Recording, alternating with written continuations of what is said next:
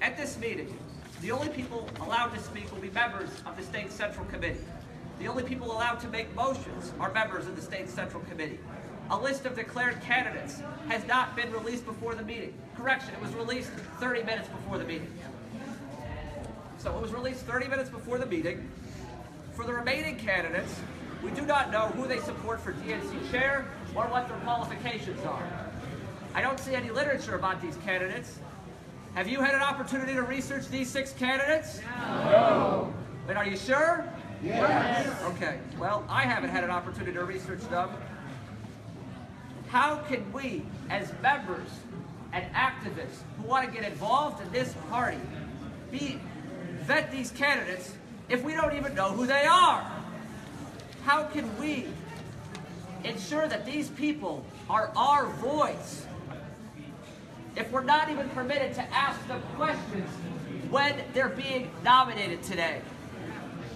So these candidates are about to be nominated, and they're about to be voted on, and we, according to the rules that the MDP posted on their website on Tuesday, we can't even ask them a single question unless you're on the State Central Committee. Now, I don't know about you, but to me, that sounds like a rigged election.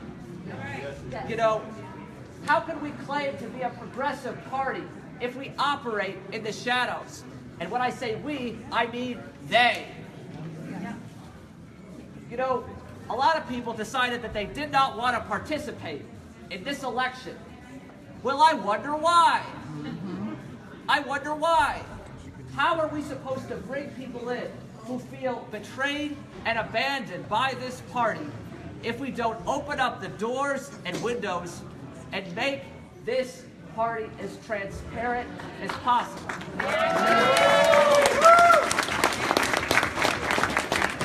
Got that right. So we are going to be asking some friends and allies that we have on the State Central Committee to make a motion to allow public comment. We will see what the State Central Committee decides to do.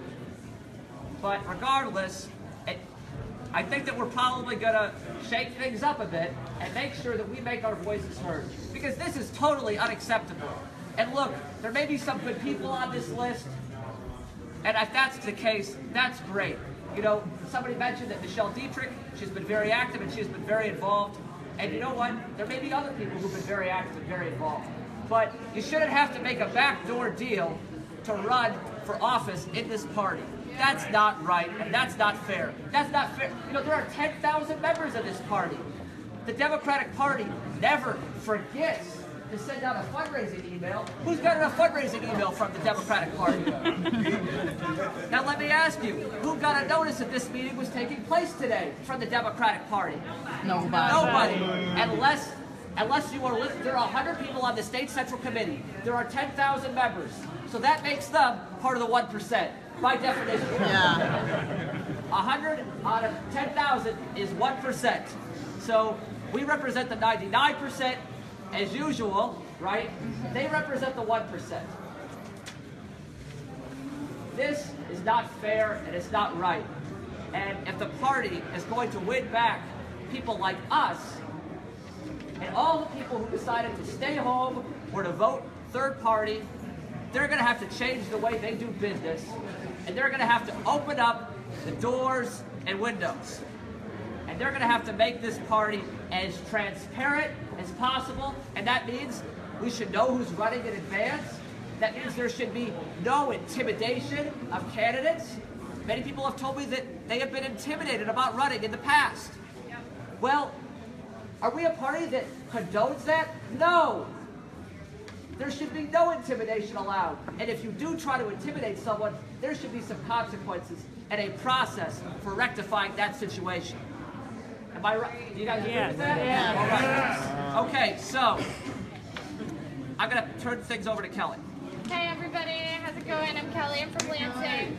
I just want to say thank you so much for coming out, and while this is, in my opinion, bullshit, I think that it's amazing that all of you guys came out today, and if you're not already members of the Michigan Democratic Party, I encourage you to sign up. We have some sign-up sheets here, because it is important that you guys are here, and if you guys all reach out to 5-10 more people, then we are going to be able to take back the party that was supposed to be for the people, of the people, and by the people, and isn't anymore. And right now, I'm angry. I'm going to be honest with you. I have not gotten over this election. I haven't gotten over the primary.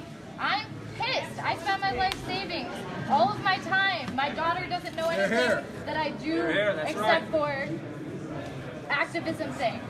Like, Speak up a little bit, Kelly. Everything that I do is surrounded around this, but I'm not giving up. I want to sometimes. Some days I'm just like, please stop texting me, Sam. But at the end of the day, get used to that, you guys. Get used to it. Sorry. At the end of the day, if we don't do it, who's gonna do it? And if we don't do it now, when is it gonna happen? That's right. That's right. That's right.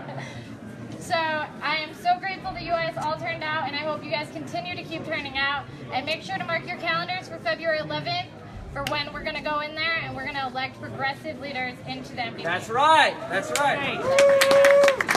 Now, before we go in here, because we're about to march in there with our signs and maybe make a little bit of noise, I want you all to remember that each of you represents thousands of people across this state and across this country who couldn't be here today, who are just as pissed off as all of us, and who are just as upset. So we are speaking. This is not about us. This is about making sure that we stop Donald Trump in 4 years and making sure that we are strong enough as a progressive movement to do that. So thank you all. Let's go get him. All right.